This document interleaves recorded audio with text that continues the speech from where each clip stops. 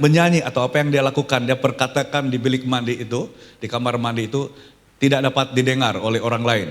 Karena keluarga dia semua belum percaya Yesus.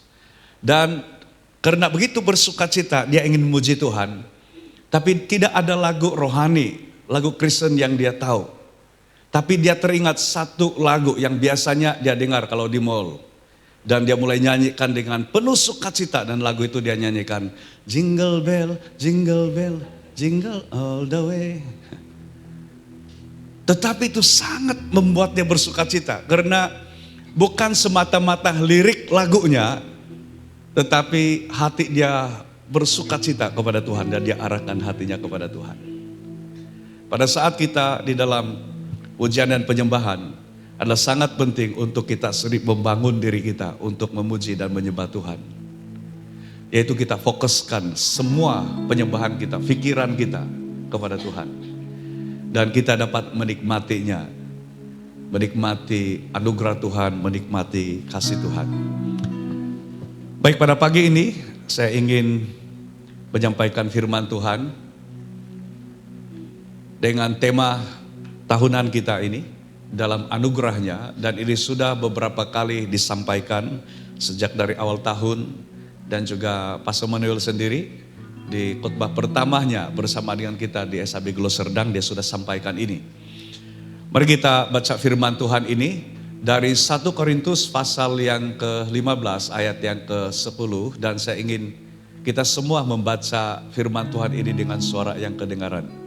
Kita perkatakan firman ini sampai saudara sendiri mendengar apa yang kau ucapkan atau apa yang kau katakan, dan teman di sebelahmu mendengar apa yang kau ucapkan. Baik, semua sudah sedia? Sudah dipaparkan di hadapan kita di sini, dan saudara boleh rujuk di situ. 1 Korintus 15 ayat yang ke-10, dan kita baca bersama-sama. Kita baca 2, 3. Tetapi karena kasih karunia Allah, aku adalah sebagaimana aku ada sekarang. Dan kasih karunia yang dianugerahkannya kepadaku tidak sia-sia. Sebaliknya, aku telah bekerja lebih keras daripada mereka semua. Tetapi bukannya aku, melainkan kasih karunia Allah yang menyertai aku. Haleluya. Ini adalah suatu kesaksian pribadi dari Rasul Paulus yang telah menuliskan surat ini kepada jemaat Tuhan di Korintus. Banyak surat-surat yang ditulis oleh Rasul Paulus yang ada di dalam Perjanjian Baru. Bahkan penulis terbanyak di dalam Perjanjian Baru adalah Rasul Paulus. Kalau ada yang bertanya atau ada kuis, katakan seperti ini. Mana satukah kitab dalam Perjanjian Lama yang ditulis oleh Rasul Paulus? Jawabannya apa? Meo. Maksudnya tidak ada. Jadi jangan cari kitab dalam Perjanjian Lama yang ditulis oleh Paulus. Ya. Dan ini adalah kesimpulan Rasul Paulus tentang kasih karunia atau anugerah. Dan anugerah yang Paulus sampaikan di dalam ayat ini, dia bukan hanya sebuah doktrin atau suatu pengetahuan. Tetapi ini adalah anugerah yang dialami secara pribadi oleh Rasul Paulus. Perhatikan ayat ini. Tetapi karena kasih karunia Allah, aku adalah sebagaimana aku ada sekarang. Dan kasih karunia yang dianugerahkannya kepadaku tidak sia-sia. Sebaliknya, aku telah bekerja lebih keras daripada mereka semua. Tetapi bukannya aku, melainkan kasih karunia Allah yang menyertai aku. Paulus begitu mengalami dan menikmati kasih karunia Tuhan dalam hidupnya setiap hari. Anugerah Tuhan tidak hanya membawa kita masuk ke dalam keselamatan. Karena memang kita diselamatkan bukan karena kebaikan kita, tetapi oleh karena anugerah Tuhan, karena kasih karunia Tuhan. Anugerah itu mengubah siapa kita, menggerakkan pelayanan kita, dan memimpin seluruh hidup kita. Itulah antara makna dalam anugerahnya itu, dalam anugerah Tuhan. Dan pagi ini saya mau kongsikan firman Tuhan yang kita akan belajar adalah bagaimana hidup orang percaya atau bagaimana hidup kita ini yang benar-benar berjalan dalam anugerahnya. Karena apa yang Paulus saksikan dalam firman Tuhan tadi, 1 Korintus 15 ayat 10 itu adalah suatu kesaksian atau satu ringkasan dari perjalanan hidup Rasul Paulus dalam anugerah Tuhan. Dalam anugerahnya. Dia menikmati, dia mengalami, dan dia menyaksikan itu. Setiap hari sepanjang hidupnya, dia mengalami hal itu. Yang pertama, bagaimana kehidupan kita orang percaya apabila kita benar-benar hidup di dalam anugerah Tuhan. Yang pertama adalah kita akan hidup dengan identity yang baru di dalam Kristus. Kita hidup dengan identity baru dalam Kristus. Perhatikan, kesaksian Paulus ini sangat powerful sekali. Sangat meneguhkan saya secara pribadi. Dia katakan begini, tetapi karena kasih karunia Allah, perhatikan saya highlightkan yang saya warnakan biru di situ. Aku adalah sebagaimana aku ada sekarang. Itu sebabnya ada satu lagu yang dinyanyikan itu. Ku ada sebagaimana ku ada, berdiri menghadap tahtamu Bapa, semua karena anugerahmu. Karena ini yang dialami oleh Paulus. Karena kasih karunia Allah, dia katakan, aku adalah sebagaimana aku ada sekarang. Perhatikan di sini. Ada satu perkataan yang sangat penting untuk kita perhatikan, yaitu perkataan sekarang. Apa maksud sekarang? Kalau kamu definisikan sekarang itu apa? Sekarang adalah, ya sekarang. Yang sekarang ini. Berarti sebelum sekarang, ada yang sebelumnya, betul? Dan kalau kita lihat Paulus, bila dia katakan sekarang ini, dia adalah seorang rasul Kristus. Dia adalah seorang pemberita Injil. Kalau saudara membaca atau melihat di dalam Alkitab, kalau yang buku itu, di bagian, boleh bro, tolong bagi dulu Alkitab yang di situ. Terima kasih. Kalau saya harap Alkitab yang seperti ini, dalam buku seperti ini masih wujud di rumah masing-masing ya. Tapi saya selalu tekankan yang bukan soal berapa banyak buku Alkitab yang kita ada. Tapi adakah kita membaca, merenungkan firman Tuhan, menyimpan firman itu dalam hati. Dan kebanyakan Alkitab kita, semua ada di dalam gadget masing-masing ataupun di handphone masing-masing.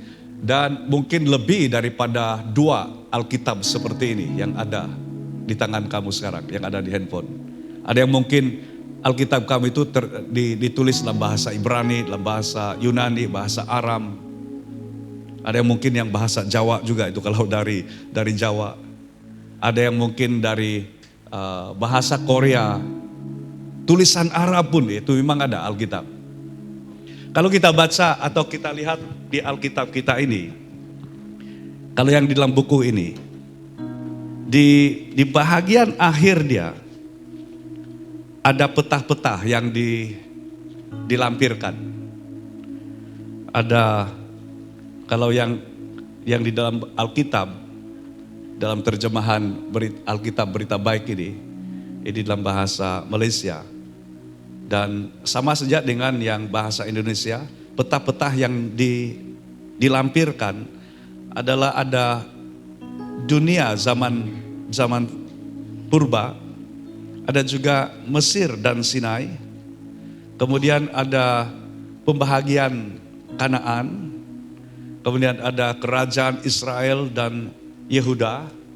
Jadi kalau sekiranya saudara tidak pernah perhatikan kewujudan petah ini satu pelajaran penting bagi kita pada pagi ini. Palestina pada zaman Yesus. Jadi ada semua nama-nama yang kalau disebut dalam perjanjian baru, dalam Injil, nama-nama kota atau nama-nama tempat itu, bila kita lihat dalam peta, baru kita tahu. Katakan, dari Kapernaum kalau dia akan pergi ke Sidon, kira-kira berapa jarak dia. Dan kita tahu kalau sekarang ini, kalau kita masuk di Google Map dan lihat kedudukannya Kapernaum dan juga ke Sidon, katakan begitu. Ataupun dari Kapernaum ke Kaisaria. Ini nama-nama yang ada di dalam perjanjian baru. Kita tahu laluan dia, kesukaran laluan dia atau jarak dia.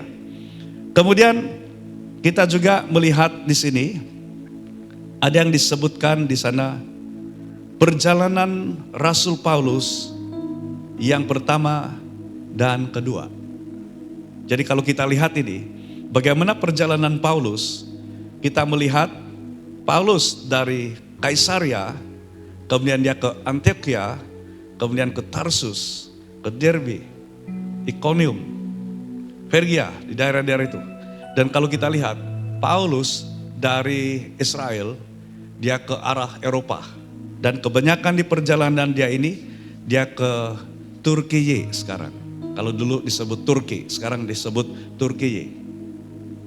Kemudian ke Italia, tempat-tempat itu.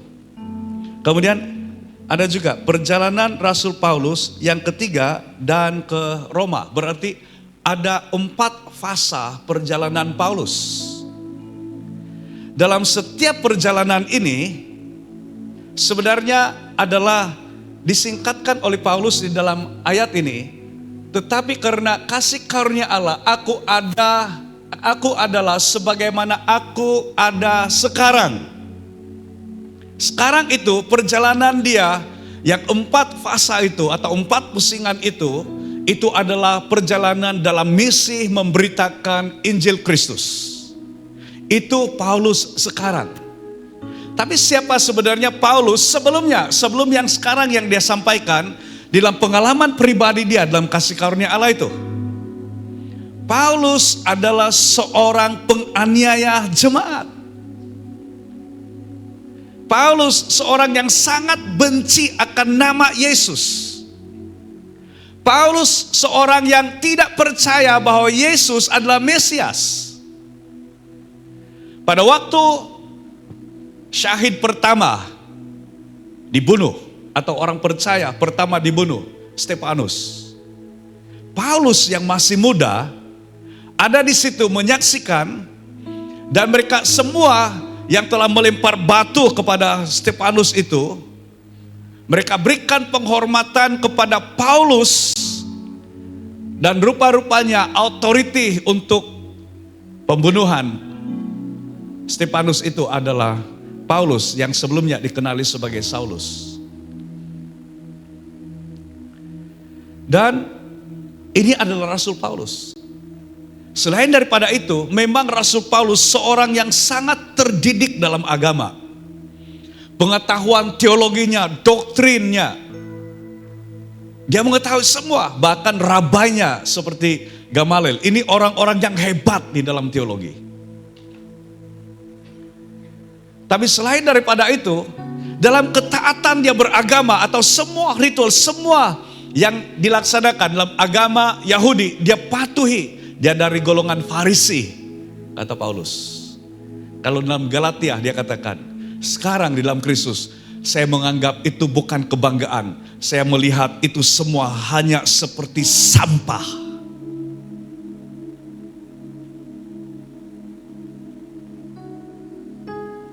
Kadang-kadang lucu juga saya lihat konten-konten yang Brother Fred, kalau dia sampaikan di Facebook dia. Dari meja pemungut tin kayak itu. Dan kadang-kadang dia, inilah teknologi AI sekarang ini. Dia berikan gambaran yang dia adalah pemungut yang barang-barang terpakai itu, pemungut sampah. Seperti tin-tin ataupun kertas-kertas yang akan dijual. Paulus katakan, aku menganggap semua itu, semua kebanggaanku sebelum ini, itu seperti sampah. Tidak ada maknanya. Kenapa sampai Paulus katakan begitu? Ini pengalaman pribadi dia dengan Yesus. Dia pikir dengan pengetahuan, dengan kedudukan, dengan pengiktirafan, dengan kuasa yang telah diberikan kepada dia. Bahkan pertemuan pribadinya dengan Yesus itu sebenarnya adalah dalam rangka misi. Dia pergi ke Damsyik untuk menangkap, memenjarakan orang-orang yang mengakui atau mengikut Yesus. Bahkan dia diberikan surat kuasa penuh sampai dia berautoriti untuk membunuh. Sama seperti pembunuhan kepada Stefanus. Dan sebenarnya sudah ramai yang ditangkap, dianiaya oleh Paulus dalam kekuasaannya di kalangan orang-orang yang telah percaya Yesus karena dianggap ini adalah bidat, ini adalah sesat dan layak untuk dihukum. Namun dalam perjalanan Paulus ke Damsyik, tiba-tiba dia melihat satu cahaya yang sangat terang sampai dia terjatuh dari keldai yang dia tunggangi, keldai atau kuda. Dan dia mendengar suara, Saulus, Saulus, mengapa engkau menganiaya aku? Dan Paulus terkejut dengan suara itu. Lalu dia tanya, siapakah engkau Tuhan? Dia tahu itu Tuhan, itu bukan manusia. Dan dia perkenalkan, akulah Yesus yang engkau aniaya itu. Sebelumnya Paulus berpikir, apa yang dia lakukan? Menangkap murid-murid Yesus, memenjarakan, menyiksa mereka, bahkan ada yang dibunuh. Dia sedang melakukan kehendak Tuhan. Dia sedang membela imannya. Dia sedang membela doktrinnya. Dia sedang membela agamanya. Tapi dalam pertemuan pribadi dia dengan Yesus, baru dia memahami apa yang dia lakukan sebenarnya dia sedang menganiaya Yesus. Dia bukan menganiaya murid-muridnya, tetapi dia sebenarnya apa yang dia lakukan kepada murid-murid Yesus, sebenarnya dia sedang lakukan kepada Yesus. Sampai Paulus menjadi buta. Dibawa ke kota Damsyik. 3 hari, 3 malam. Dia tidak makan, tidak minum. Sampai akhirnya seorang hamba Tuhan diutus untuk pergi berdoa kepada Paulus. Dan dia dapat melihat. Dan sejak waktu itu hidupnya berubah. Dari penganiaya jemaat, dari penganiaya murid-murid Yesus, sekarang dia rela, dia sendiri dianiaya. Bahkan di perjalanan fase keempat Paulus itu, perjalanan ke Roma itu sebenarnya adalah dia akan pergi diadili oleh kaisar. Yang akhirnya dipenjarakan dan Paulus dihukum mati karena imannya kepada Yesus. Dan Paulus berikan kesaksian, aku tahu apa itu kekurangan. Aku tahu apa itu sengsara. Aku tahu itu kesejukan. Dan semua ini dia lewati dalam waktu dia memberitakan Injil dalam misi. Inilah yang Paulus katakan. Tetapi karena kasih karunia Allah, aku adalah sebagaimana aku ada sekarang. Dia memiliki identity yang baru dalam Kristus. Dalam identity yang baru dalam Kristus itu menghasilkan suatu perbuatan-perbuatan yang baru, yang tidak lagi bertentangan dengan Kristus, tetapi yang menyukakan hati Tuhan, yang menyukakan hati Roh Kudus. Dan Paulus menjalani semua itu dengan identity yang baru di dalam Kristus. Kita pada hari ini, kita masing-masing ada cerita, ada kisah. Dan di dalam anugerah yang kita telah terima dalam Kristus, kita juga hari ini dapat berkata seperti Paulus katakan. Tetapi karena kasih karunia Allah, aku adalah sebagaimana aku ada sekarang. Coba kita baca ayat ini. Tetapi perkataan aku itu gantikan dengan namamu sendiri. Contohnya seperti ini. Tetapi karena kasih karunia Allah, Pindih adalah sebagaimana Pindih ada sekarang. Yuk, Pindih. Ada amin? Dan ini berdasarkan kasih karunia. Mari kita baca. So baca dan biarlah berlainan. Kalau yang di aku itu bermacam-macam yang akan disebut. Karena itu mengikuti namamu. Dan biar itu masuk di dalam hati. bahwa apa yang Paulus katakan ini bukan hanya untuk Paulus, tapi untuk saya dan saudara. Ini untuk kita. Mari kita baca ayat ini. 2, 3. Tetapi karena kasih karunia Allah, Losius adalah sebagaimana Losius ada sekarang. Coba imbas, siapa diri kamu pada waktu kamu masih di luar Kristus? Dan saya sangat bersyukur saya boleh menyaksikan, dan kalau jemaat Tuhan, mungkin yang saya beri kesempatan untuk maju ke depan dan ceritakan siapa kamu sebelumnya.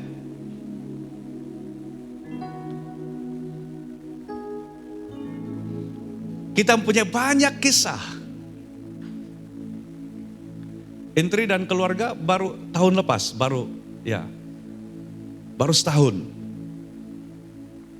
Kalau mereka berikan kesaksian, boleh berdiri dulu, boleh Intri dan istri, anak-anak. Lebih dari mau 20 tahun kan di sini sebelumnya, atau hampir 20 tahun. Dalam 20 tahun. Tinggal berdekatan dengan kita. Tidak pernah berjejakkan kaki di gereja. Hari ini mereka sekeluarga ini, ada satu orang anak lagi di Gold Kids. Berapa umur dia sekarang tuh? 8. Oh, junior dari LL pula dia itu. Intri dan kedua anak mereka, laki-laki yang sudah remaja ini, dibaptis di sini.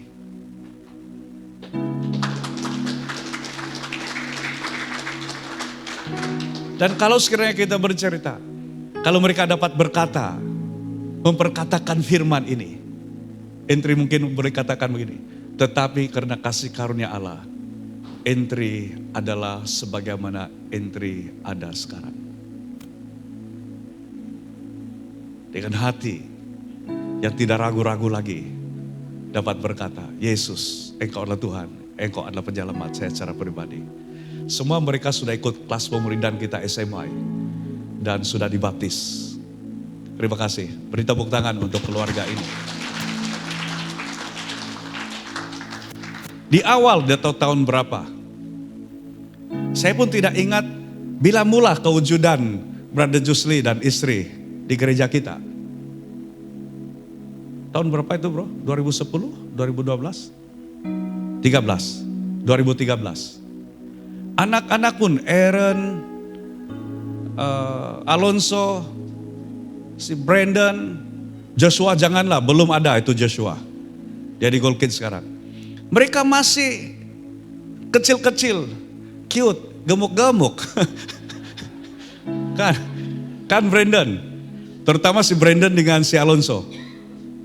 Tapi tegap kau sekarang Alonso, karena selalu berkebun. Sampai rambut pun macam yang ampal punya. Dia di Melaka di sana. Dan saya masih ingat di breakthrough camp kita di Bukit Tinggi di Grace Hill. Di sanalah mereka pertama suami istri yang mengalami breakthrough, mengalami baptisan Roh Kudus. Dan sekarang Tuhan memakai bukan hanya Brother Jusli tapi keluarga melayani suku antara suku terabai di dunia, suku Cewong. Dan kita sudah ada gereja di sana. 13 dan 14 hari bulan Desember ini kita akan adakan sambutan Natal kali ketiga. Dan sudah hampir 80 orang yang telah percaya terima Yesus menjadi Tuhan dan Penyelamat secara pribadi. Minggu yang lepas ada 1 jiwa lagi dibaptis di sana. Jadi setiap kita sebenarnya kita ada kisah sebelum sekarang ini. Tapi kalau kita melihat sekarang, yang memampukan kita ada pada hari ini adalah sebagaimana yang Paulus katakan. Tetapi karena kasih karunia Allah, aku adalah sebagaimana aku ada sekarang. Kita percaya Yesus, kita mengasihi Yesus. Dan bukan itu saja, kita dikenal oleh Tuhan, kita dikasih oleh Tuhan, kita disertai oleh Tuhan. Bahkan Yesus berkata, orang yang percaya kepadaku bukan hanya tidak binasa melainkan beroleh hidup yang kekal, tapi orang yang percaya kepadaku, kata Yesus, diberi kuasa menjadi anak-anak Allah. Itulah identitas kita dalam Kristus. Kita adalah anak-anaknya. Dan puji Tuhan untuk hal ini. Dalam anugerahnya kita diterima, dipulihkan, dan menjadi siapa yang Tuhan inginkan. Inilah diri kita.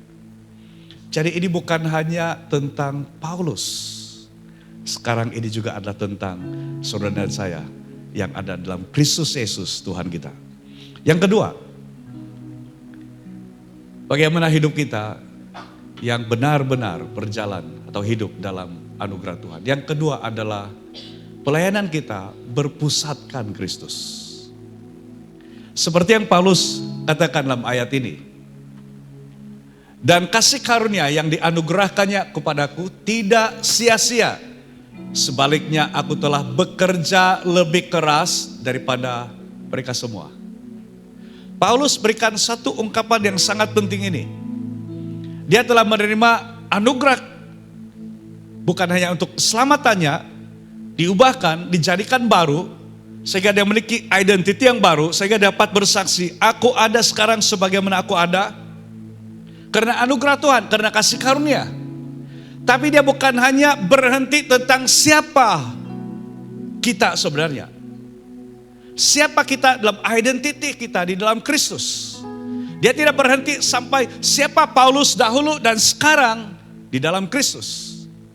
Tetapi apa yang Paulus lakukan sekarang ini, dia katakan, karena kasih karunia dan kasih karunia yang dianugerahkannya kepadaku tidak sia-sia.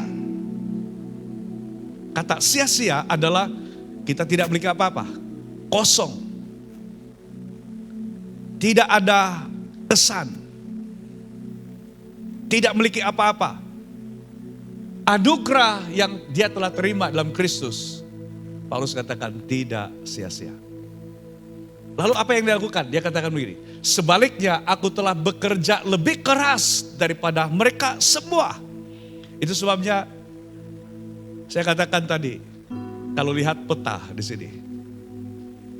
Kalau dahulu perjalanan untuk setiap misi dia ini sampai 4 fasa dalam misi itu. Kecuali yang keempat itu dia oleh tentara Romawi yang mengiringi dia, yang masih ingat saya pernah khotbahkan yang kapal mereka itu diombang-ambingkan di lautan sampai akhirnya terdampar, pecah dan hampir mereka mati, tetapi semua selamat dan akhirnya mereka semua dalam kapal itu percaya Yesus.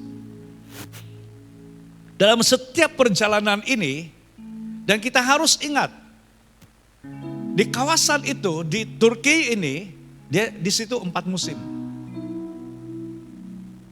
Kalau saya diberi kesempatan, kalau kamu diberi kesempatan untuk pergi di mana-mana tempat di seluruh dunia, di mana kamu akan pergi. Salah satu tempat yang saya ingin pergi adalah di Israel. Yang kedua adalah di Turki, melawat di 7 gereja yang disebutkan dalam kitab Wahyu itu yang ada di Turki. Tapi saya sangat terinspirasi dan diberkati bila ini bukan politik, oleh karena sudah limpas, kata kita orang Sabah, Sarawak, sudah limpas pilihan raya Sabah kemarin dengan dimenangi oleh siapa itu?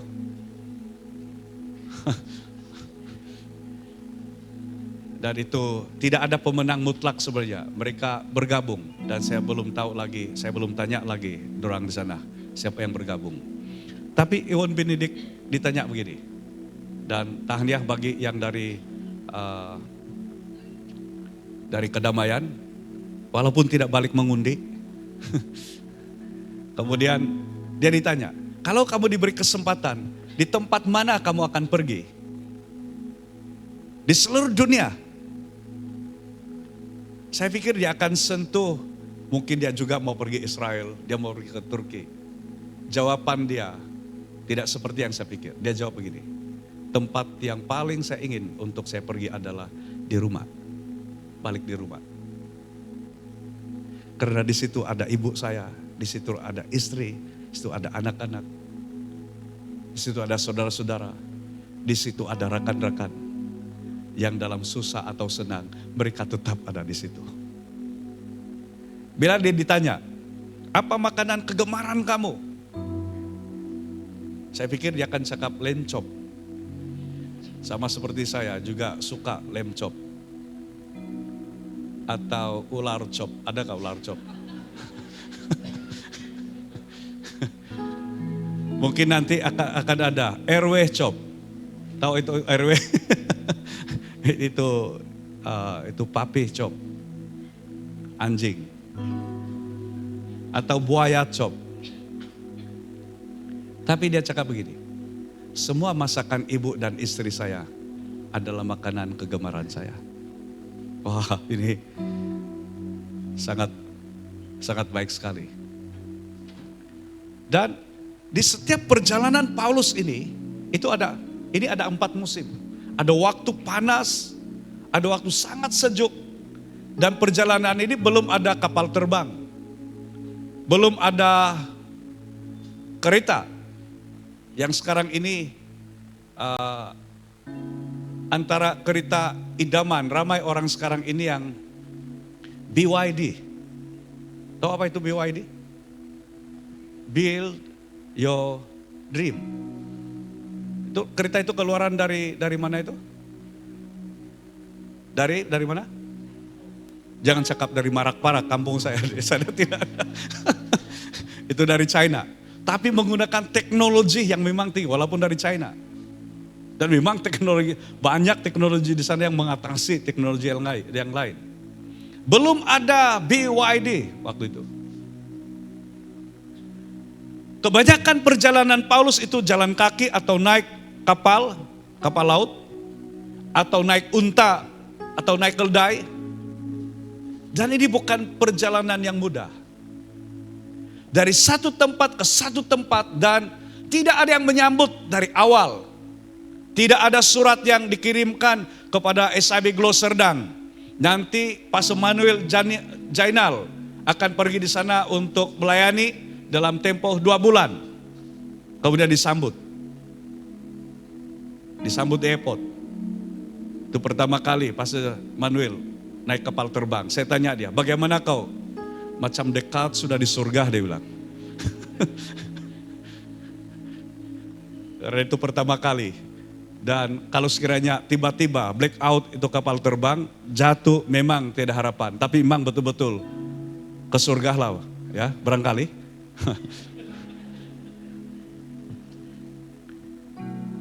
Dan ini memerlukan suatu komitmen dalam pelayanan dia. Dari semua kesukaran itu, apa yang menyebabkan Paulus sebenarnya dia dapat menjalani semua itu, dia tanpa bersungut-sungut.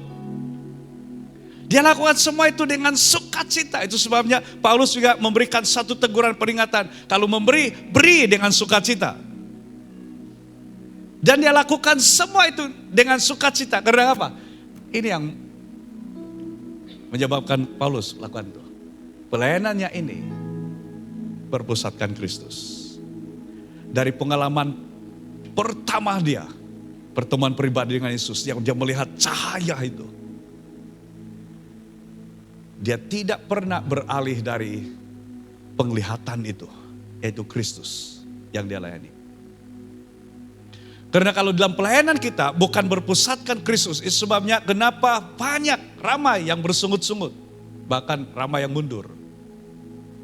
Tapi kalau kita lihat perjalanan Paulus pertama, kedua, ketiga, dan perjalanan ke Roma, itu mengambil waktu bertahun-tahun dan tanpa dia berhenti.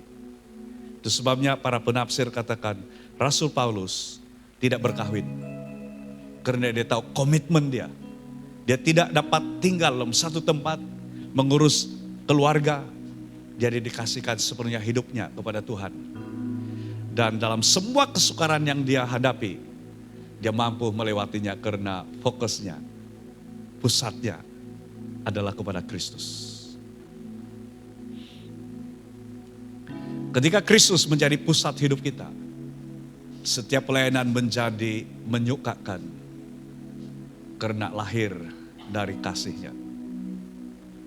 Kalau Yesus yang menjadi pusat, fokus dalam pelayanan kita, saudara tidak akan rasa itu sesuatu yang menekan ataupun sesuatu yang menjadi beban.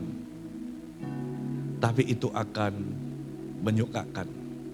Seperti yang pemazmur katakan, semakin hari semakin bertambah kasih karunia. Itu yang lagu katakan, besar anugerah-Mu, berlimpah kasih-Mu, semakin hari semakin bertambah, besar anugerah-Mu.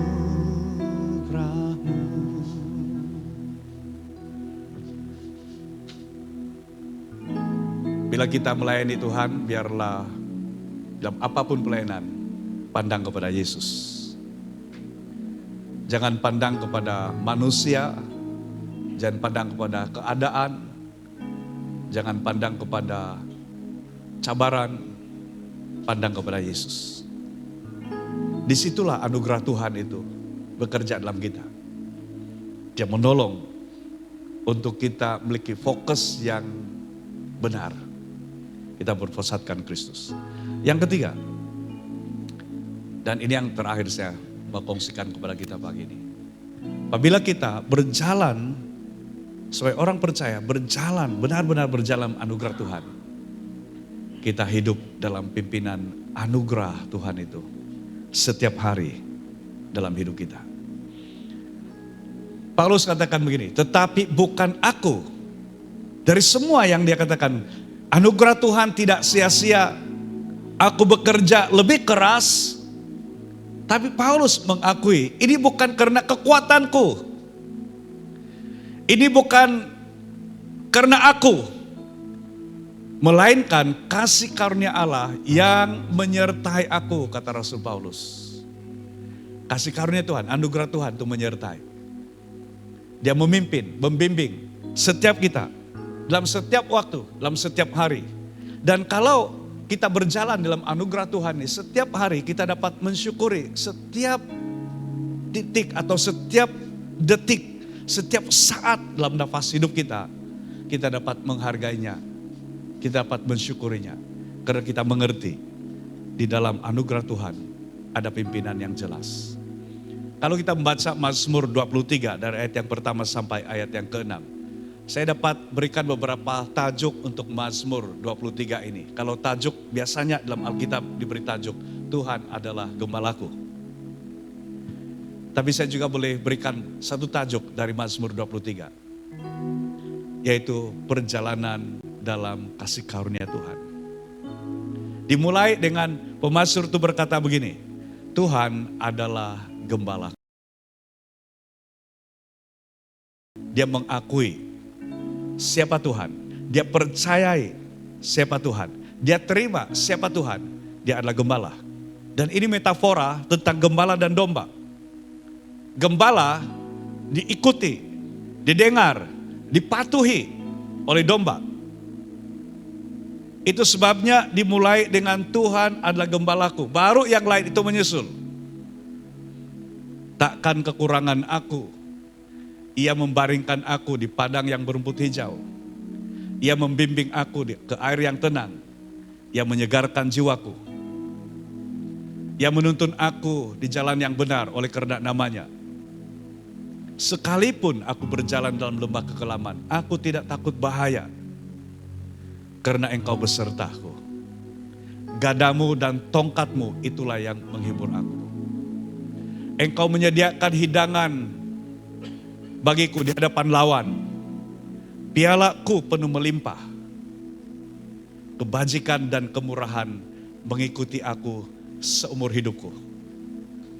Dan dia akhiri dengan pernyataan ini. Dan aku akan diam dalam rumah Tuhan sepanjang masa. Dimulai dengan Tuhan adalah gembalaku. Dan diakhiri. Bahkan ini bukan akhir sebenarnya. Ini yang menuntun sepanjang perjalanan hidupnya. Aku akan diam dalam rumah Tuhan sepanjang masa. Seperti yang Paulus katakan ini. Hidup dalam pimpinan anugerah setiap hari. Bukan aku, melainkan karena karunia, karena kasih karunia yang Allah berikan, yang menyertai, yang menuntun, memimpin kita setiap waktu. Kata menyertai itu dalam bentuk, kalau secara literal adalah dia seperti ini. Coba Pastor Manuel di sini dulu.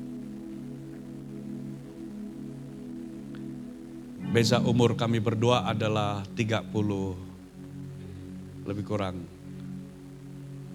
berapa itu? Dalam 26 tahun, 25 tahun. Jadi kalau kami menikah, saya dan istri menikah waktu saya berumur 24 barangkali, anak kami sebesar ini sudah, setua ini sudah. Kata menyertai itu adalah seperti ini.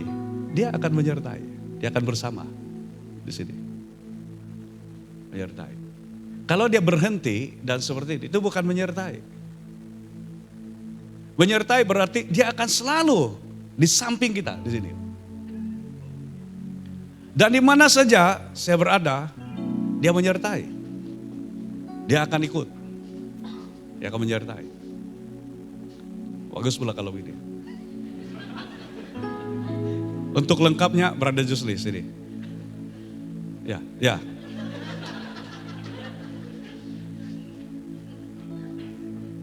Jadi sekarang ini adalah si kebajikan dan ini adalah si kemurahan. Kebajikan dan kemurahan menyertaiku setiap hari, kata firman Tuhan itu. Dan dia seperti mereka menyertai. Di samping, walau 1000 rebah di kiriku, di kiri kah itu? Di kanan. Kau tetaplah Allah penolongku. Jadi selalu mendampingi, menyertai. Ini yang Paulus katakan, tetapi bukan aku, melainkan kasih karunia Allah yang menyertai aku. Anugerah Tuhan, penghiburan, kekuatan, damai sejahtera. Pada saat kita sebenarnya mengikuti Tuhan. Dan mungkin lengkapnya, bolehkah istri saya di sini juga. Jarang saya panggil dia, kali ini saya mau panggil. Mana tahu ada yang tidak tahu mana satu istri saya di kalangan di sini. Karena bagi saya wanita yang paling cantik dan satu-satunya yang cantik di dunia adalah istri saya. Yang lain saya lihat macam unta saja. Katakan, istri saya adalah Tuhan soalnya. Dimulai dengan Tuhan adalah gembalaku.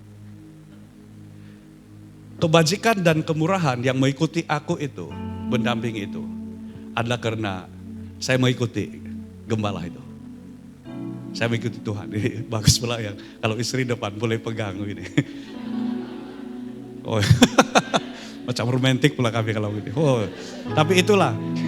Kan kita juga nyanyi begini. Yesus kekasih jiwaku, sungguh ku percaya padamu. Karena kasih-Mu padaku, Kau tebus dosaku. Dan yang dua ini pun ikut saja. Tapi itulah gambaran dia. Kita hidup dalam pimpinan anugerah Tuhan setiap hari. Jujur saudara, dalam pernikahan saya dan istri pun, dalam hubungan kami sepatutnya dan seharusnya mengakui kalau kami dapat menjalani setiap hari dan setiap detik dalam hidup kami, itu adalah karena kasih karunia Tuhan.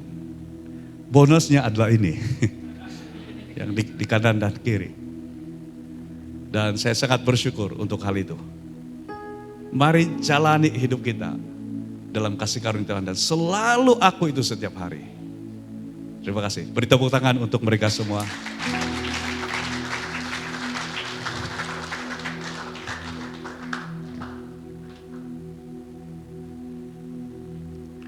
Ketika kita berjalan dalam anugerahnya, itu anugerah Tuhan.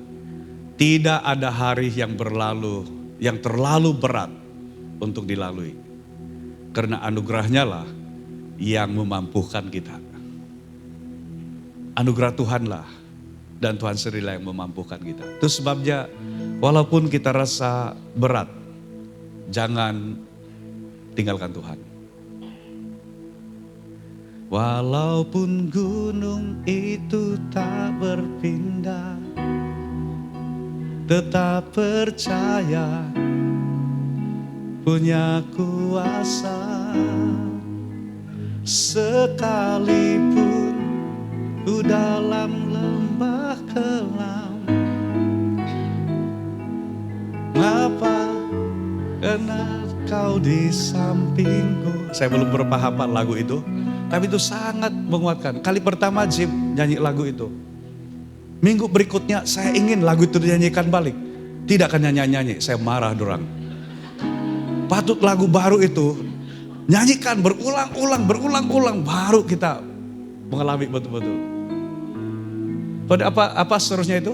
Walaupun masalahku masih ada, tetap percaya Engkau, rencanamu terindah.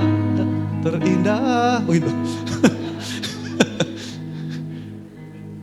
Selepas pribadimu takkan pernah tak berubah. Imanku yang aku pun pegang padamu, Tuhan yang setia. Jadi itu sepatutnya langkah kita di dalam anugerah Tuhan. Walaupun gunung masalah itu tidak berpindah, doa yang kita minta belum terjawab, janganlah ganti dengan respon begini. Sudah ku genggam air garamason, ngau ku atama. Itu ada lagu yang seperti itu. Saya bilang ini betul-betul tidak bagus ini lagu. Dia sebenarnya nasihat. Dan mungkin ada pengalaman seperti itu. Tapi sebagai anak-anak Tuhan, di saat kita berhadapan dengan apapun cabaran, selalu kembali dalam anugerahnya ini. Saya rindu dengan ini. Anugerah Tuhan sebenarnya lebih dari cukup untuk menuntun hidup kita sampai ke dalam kekekalan bersama sumber anugerah itu, yaitu Kristus sendiri. Mari kita berjalan dalam anugerah Tuhan. Kalaupun tema dalam anugerahnya ini akan berakhir pada 31 Desember ini, tapi jangan perjalanan rohani kita dengan Tuhan berakhir, atau anugerah Tuhan itu berakhir dalam hidup kita. Anugerah Tuhan tidak pernah berakhir dalam hidup kita. Dia selalu menyertai kita semua. Mari kita berdiri bersama-sama dan saya mau ajak kita untuk nyanyikan lagu ini. Haleluya. Ku ada sebagaimana ku ada, berdiri menghadap takhta-Mu Bapa, semua karena anugerah-Mu yang telah selamatkanku. Ku hidup dalam segala kelimpahan. Amin.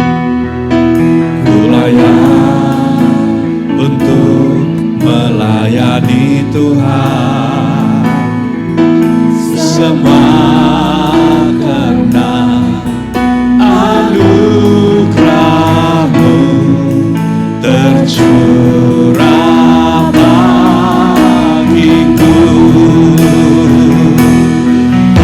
Sebesar anugerah-Mu, berlimpah kasih-Mu, semakin hari semakin bertambah besar anugerah. Sekali lagi kita nyanyikan lagu ini, mencari doa kita bersama. Ku ada sebagaimana ku ada,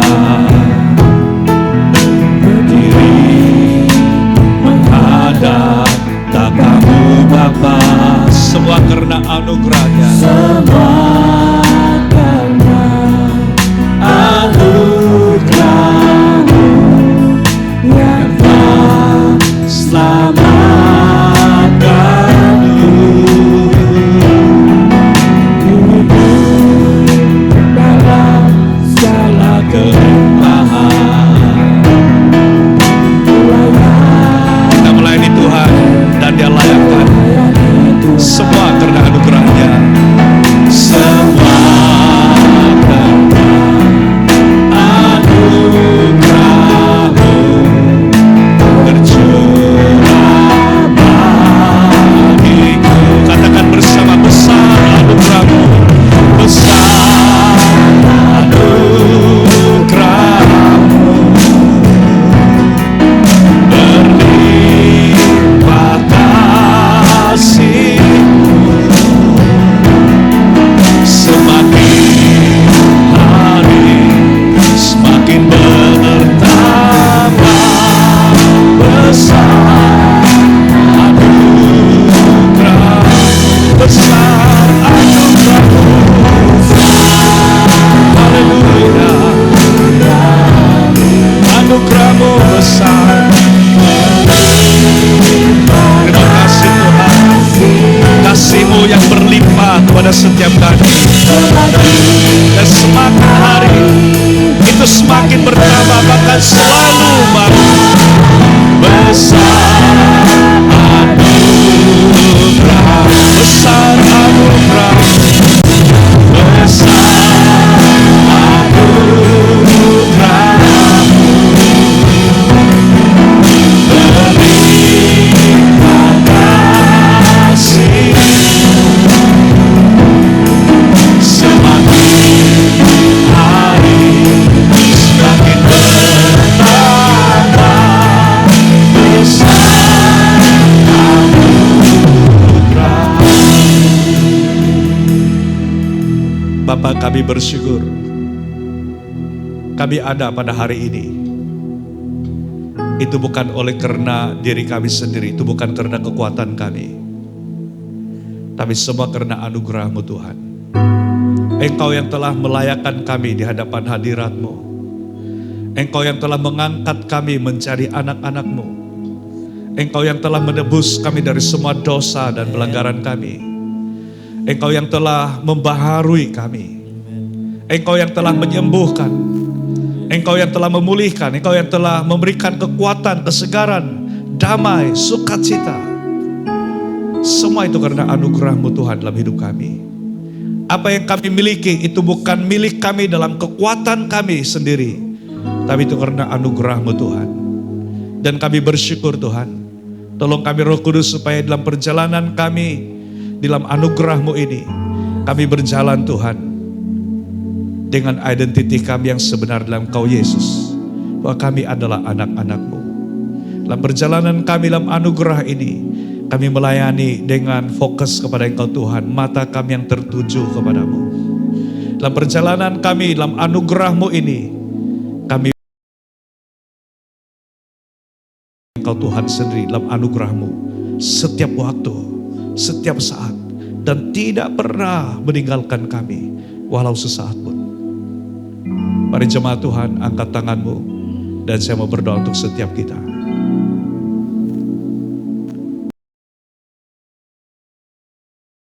Hatimu pada pagi ini, dan dalam apapun yang sedang kau alami dalam perjalanan rohanimu pada hari ini, ingat anugerah Tuhan, ingat kasih-Nya, ingat kebaikannya. Jangan sesekali lupakan hal itu. Ketika engkau diberkati, jangan lupakan Tuhan. Ketika engkau dalam pergumulan yang berat, jangan lupakan Tuhan. Ketika engkau mau mengambil suatu keputusan yang sangat penting dalam hidupmu, jangan lupakan Tuhan. Karena Dia tidak pernah melupakanmu.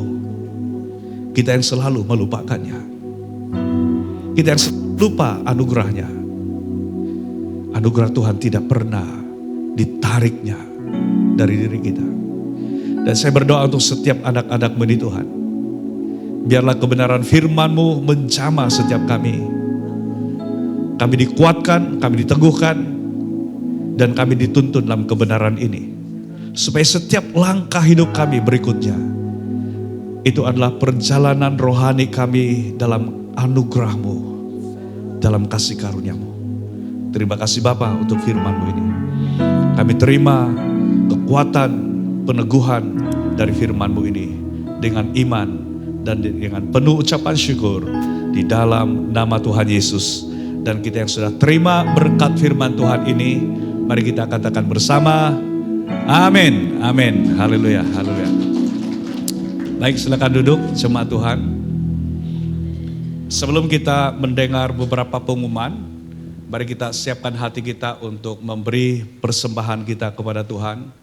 Puji Tuhan untuk setiap jemaat yang terus-menerus setia, baik di dalam persembahan persepuluhan maupun di dalam persembahan khusus, dan juga di dalam pelayanan-pelayanan yang Tuhan telah percayakan kepada kita selama ini, kesetiaan jemaat Tuhan di dalam pelayanan.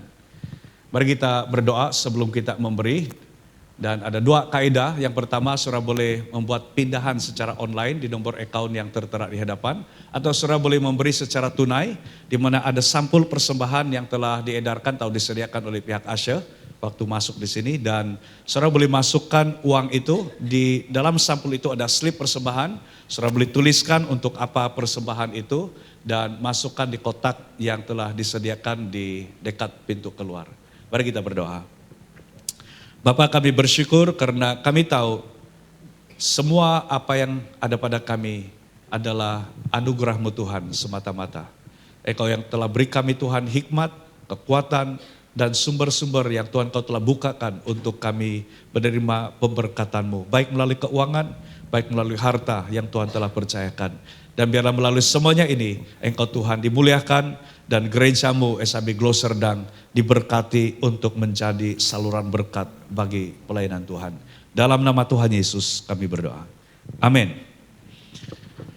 Baik, ada beberapa pengumuman yang saya mau sampaikan. Lihat yang pertama.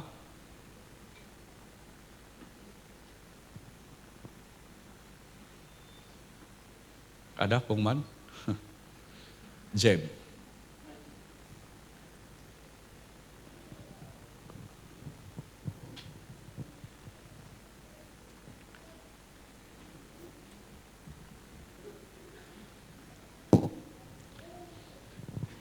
Baik, sebagai pengumuman, pada minggu hadapan, pada 5 dan 6, ya 5 dan 6, kita akan ada ibadah Natal di gereja kita. Oke, sudah ada. Setiap malam Rabu, untuk tahun ini kita ada ibadah doa pada setiap malam Rabu bertempat di gereja kita di sini di Tingkat 3 dan bermula jam 9 malam. Yang berikutnya, Natal SAB Glow Serdang dengan tema dalam anugerahnya adalah pada Sabtu dan Ahad pada minggu hadapan 6 dan 7 ya. Bertempat di gereja kita SAB Glow Serdang. Pada malam Sabtu kita akan bermula jam 6.30 petang ya. Dan ini akan dimulai dengan kita ada jamuan Natal, dan saya menggalakkan supaya jemaat Tuhan menjemput rekan-rekan kamu atau saudara-saudara kamu untuk dapat bergabung dengan kita dalam ibadah Natal ini. Sama ada untuk malam Sabtu dan juga pada hari Ahad seperti biasa jam 10.30 malam. Yang berikutnya, pakaian tadi itu pakaian yang berwarna